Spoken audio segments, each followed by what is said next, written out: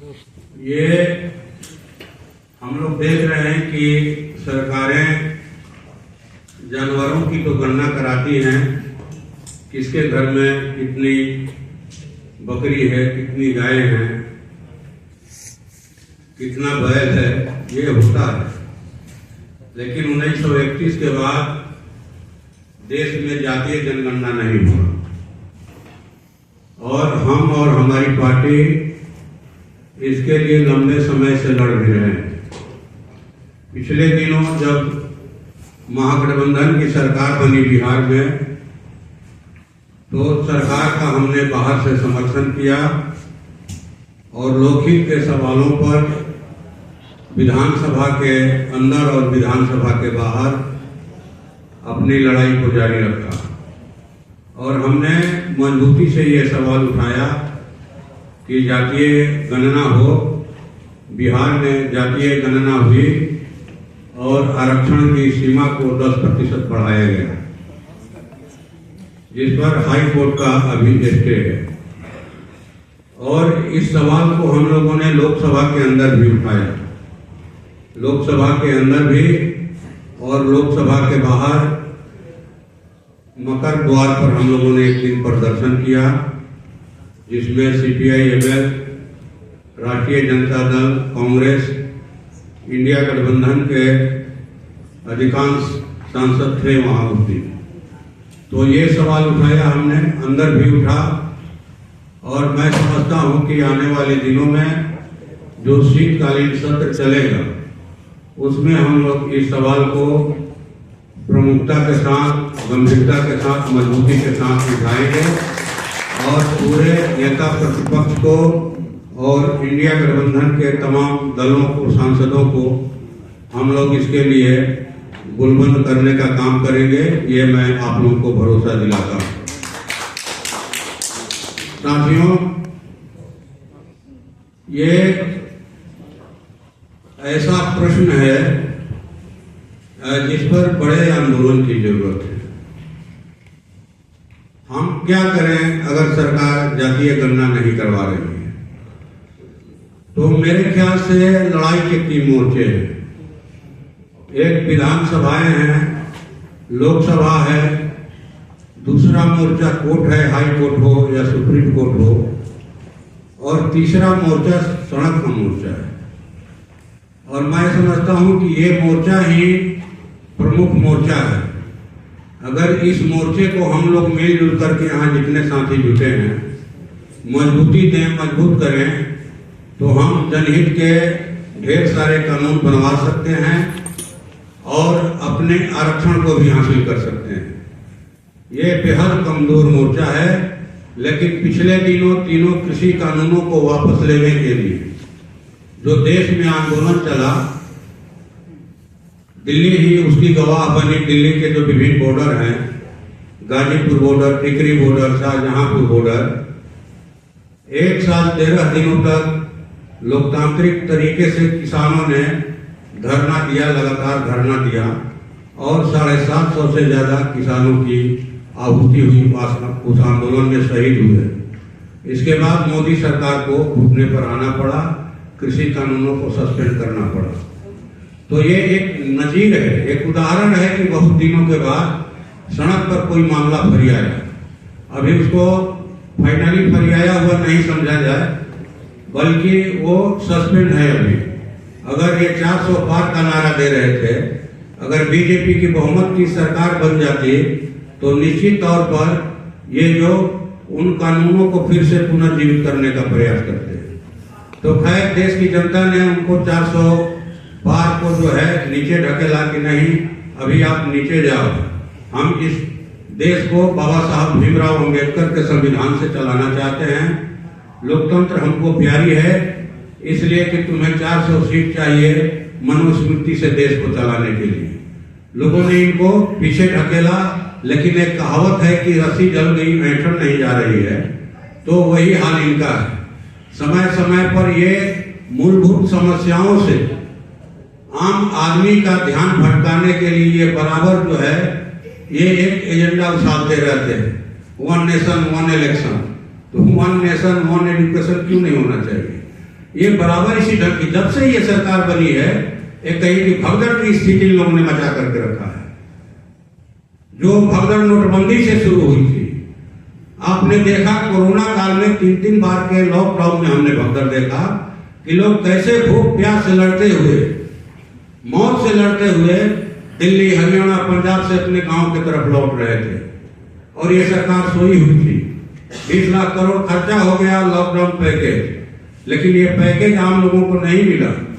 सबकी पूंजी घट गई लॉकडाउन में, कोरोना काल में। क्या किसान, क्या मजदूर, क्या माने कर्मचारी, लेकिन इसी कोरोना काल में गौतम मंडावी की पूंजी जो है 4,62 करोड़ की बढ़ गई। ये लोगों को घरों में बंद करके सबके खिलाफ में कानून बना रहे थे, चाहे वो कृषि कानून हो या श्रम जो माने कानून थे देश में मजदूरों के हितों की रक्षा के लिए, उसको खत्म करके 4 कृषि लेबर कोड हो। तो ये भगदड़ की स्थिति हमने देखा एनआरसी के टाइम में, सीएए के टाइम में। अभी बिहार में भी एक भगदड़ चल रही है सर्वे के नाम पर, बिहार में भी एक भगदड़ चल रही है सर्वे के नाम पर। तो आदमी इस देश का काम धाम छोड़ करके रोज कागज जुटावे, ये साबित करने के लिए कि हम इस देश के नागरिक हैं, हम ये जिस घर में रहते हैं वो घर हमारा है। ये इस ढंग की स्थिति इसलिए चाहते हैं कि लोग संगठित नहीं हो, लोग जो है अपने रोजगार की बात नहीं करें, खेती की बात नहीं करें, आरक्षण की बात नहीं करें। इसीलिए ये भगदड़ की स्थिति बना करके रखना चाहते हैं। भगदड़ में ही देखिएगा कि जेब कतरे जो हैं ज्यादा लोगों की जेब काट लेते हैं भगदड़ की स्थिति में। ये भगदड़ की स्थिति बना करके रखना चाहते हैं। एक तरफ तो इनका ये प्रयास, दूसरा तरफ हमेशा गाय गेरू, हिंदू मुस्लिम, हिंदुस्तान पाकिस्तान, मंदिर मस्जिद में देश उलझा रहे और ये सब कुछ देश का उठा करके अडानी अंबानी को देते रहे। ये पॉलिसी है सरकार की।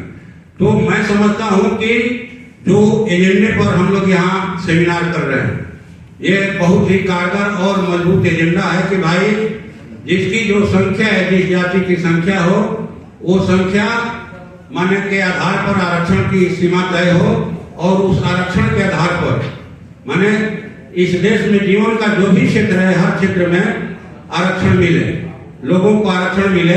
अभी बिहार में जब जातीय गणना हुआ तो वहां की सरकार ने कहा कि भाई महागठबंधन की सरकार ने कि हम 95 लाख लोगों को करीब 2 लाख रुपया जो है स्वरोजगार के लिए देंगे, प्रोत्साहन राशि देंगे। और बीच में सरकार ने, जब सरकार बदली, एनडीए की सरकार हो गई, तो इन लोगों ने गूंगी साथ लिया, चुप हो गए। लेकिन हम लोगों ने उठाया कि दो भाई, जब घोषणा हुई है, जो घोषणा हुई उस घोषणे के आधार पर दो। तो हम लोगों ने सीपीआई एमएल ने बिहार में, भाकपा वाले ने बिहार के हर प्रखंड पर, बिहार में जितने प्रखंड हैं सब पर 22 और 23 अगस्त को, 22, 23, 24 अगस्त को प्रदर्शन रखा। हम लोगों को ये रिपोर्ट आई कि ये सरकार की घोषणा तो हो गई, लेकिन जो सीओ हैं वो जो आय प्रमाण पत्र है वो 72,000 से नीचे का नहीं बना रहे हैं, वो 80,000, 90,000 से ऊपर के बना रहे हैं। तो हम लोगों ने इसको लेकर के प्रदर्शन आयोजित किया कि भाई तब आप सरकार ही घोषणा करें कि वो कौन 95 लाख लोग हैं जिनको सरकार 2 लाख रुपया देना चाहती है, लिस्ट प्रकाशित करे। अभी पिछले दिनों सरकार ने कहा कि हमने 40,000 लोगों को एक किस्त जो है मैंने रुपया दिया, एक किस्त 40,000 लोगों को दिया। एक पत्रकार ने पूछा कि भाई आप 40,000 एक साल में देंगे 40,000 लोगों को, तो आप जो है मैंने जो 95 लाख लोग हैं उनको देने में तो आपको 200 साल लग जाएगा। 200 साल सरकार रहेगी ये, जो 200 साल में आप जो है 2 लाख रुपया दीजिएगा सब लोगों को। तो हम लोगों ने इसको इशू बनाया जमीन पर। ठीक है, हम विधानसभा के अंदर लड़ते हैं, लोकसभा के अंदर लड़ेंगे, लेकिन मूल लड़ाई हमारी जमीन की लड़ाई है, ग्राउंड की, खेत खलिहानों की लड़ाई है, कारखाना खदानों की लड़ाई है। जो भी हो रहा है देश के अंदर, अगर जमीन पर खड़ा होकर नहीं लड़ा जाएगा तो हमारे हाथ में जो भी है, आरक्षण क्या जो भी है, सब कुछ छीना जाएगा। और लड़ेंगे तो पूरा दुनिया हमारी है, पूरा देश हमारा है, आज नहीं तो कल हम उस पर कब्जा करेंगे। ये हमारे जीवन का मूल मंत्र होना चाहिए।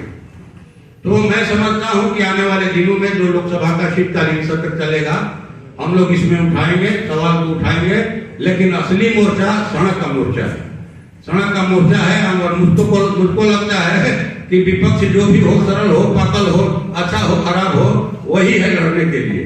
उसकी लानत मलानत भेजने से कोई फायदा नहीं है। अभी भाजपा को हटाने का है। ये भाजपा ऐसी आफत है, ऐसी आफत है कि कहिए कि पूरा आफत विपत्ति बनकर के टूट पड़ी है देश के लोगों के। लगता है किसी के पॉकेट में 10 रुपया है तो क्या नीति अपनाएं, 2 रुपया निकल करके अडानी अंबानी के ध्यान देते। एक स्मार्ट मीटर चल रहा है हम लोग के यहाँ, स्मार्ट मीटर चल रहा है, उसका भी भारी विरोध हो रहा है। एक आदमी है मोहम्मद मुस्तफा है, जगदीशपुर नगर पंचायत है, वार्ड नंबर 3 में 18 माह पहले जबरदस्ती उनको स्मार्ट मीटर लगाया कि लगाना है, नहीं लगाओगे तो एफआईआर करेंगे, लगवा लिए गरीब आदमी। 2 माह के बाद उनका 18 माह पहले बिजली का बिल पूरा तरह से क्लियर था, लेकिन 2 माह के बाद स्मार्ट मीटर इतना तेज चलने लगा। हम लोग सुनते थे कि पैसा खत्म हो जाएगा तो लाइन खत्म हो जाएगा, लेकिन नहीं, पैसा खत्म होने के बाद भी वो चल रहा था। इसके बाद वो जाकर के बिजली विभाग में आवेदन दिए कि हमारा काट दीजिए, कटवा दिए, लाइन कटवा दिए। इसके बाद भी वो स्मार्ट मीटर चल रहा था। रोज 9,557 रुपए का बिल उठ रहा था, 9,557। हम लोग 15 दिन पर वहां जन संवाद लगाते हैं। वो आए मोहम्मद मुस्तफा, 2 बार आए, तो तीसरी बार जब आए, दूसरा बार जब आए, पहला बार आए तो उनका बिल था 33 लाख, दूसरा बार आए 15 दिन के बाद तो उनका बिल 35 लाख 5,114 रुपया ये बिल था उनका। ये 26 सितंबर की बात है। हमने डीएम से बात किया, एसी से बात किया, बिजली विभाग का। इसके बाद अभी 9 सितंबर को, 9 नहीं, ये 3 सितंबर को उनका बिल जो है 1718 रुपया हुआ। 35,05,114 रुपया से बिल घट के 1718 रुपया हो गया। तो ये लोग क्या कर रहे हैं? हम लोग तो माने बोल रहे हैं मोदी जी को कि ये सब क्यों कर रहे हैं भाई? यहाँ पे एक विधेयक लाइए। विधेयक लाने में तो माहिर ही हैं कि जिसके घर में जो भी गहना गुड़िया है, ओड़िया डलिया है, गाय भैंस है, ठीक ना, दाल चाउर है, सब लाद करके अडानी जी के घर में भेजवा दीजिए, ले भी ले। मैंने क्या तमाशा चल रहा है? इस तरह से देश चलता है? तो खैर हम लोग लड़ रहे हैं नीचे में, और हताश निराश होने की भी जरूरत नहीं है। लड़ाई चल रही है, जिंदा है हम लोग, और जिंदा लोग जो है भले अभी कम दिखाई पड़ रहे हो, लेकिन आने वाले दिनों में इनकी तादाद बढ़ेगी। इतने ही लोग थोड़े हैं इस चीज को मानने वाले। यहाँ जितने साथी जुटे हैं, माने इनकी संख्या इतनी ही है, इतनी नहीं है, लेकिन अभी यही स्थिति है कि इतने ही लोगों को हम जुटा सकते हैं। तो इसे लानत का लानत भेजने से और पर क्या फायदा कि क्या सेमिनार बोला है, इतना ही आदमी जुटा। जो है एक आदमी झंडा लेकर के लड़ने के लिए नारा लगाएगा, सही दिशा होगी। आने वाले दिनों में करोड़ों लोग आपके साथ जुड़ेंगे। इसी आशा भरोसा के साथ मैं बात करता हूँ।